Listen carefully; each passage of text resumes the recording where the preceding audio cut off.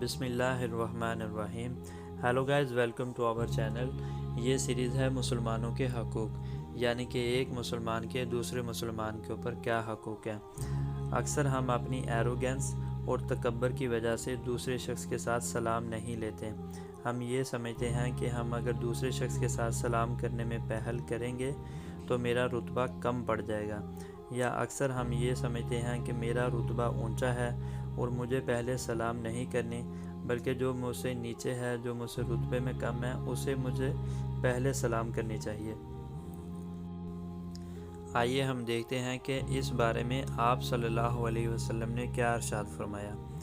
حضرت ابو امامہ رضی اللہ عنہ روایت کرتے ہیں کہ رسول اللہ صلی اللہ علیہ وسلم نے ارشاد فرمایا، لوگوں میں اللہ تعالیٰ کے قرب کا زیادہ مستحق وہ ہے جو سلام کرنے میں پہل کرے، یعنی کہ جو شخص لوگوں سے سلام کرنے میں پہل کرتا ہے وہ لوگوں کے دلوں کے اندر اپنا گھر بسا لیتا ہے، وہ لوگوں کے دلوں کے اوپر راج کرتا ہے، لوگ اس کے قریب ہو جاتے ہیں۔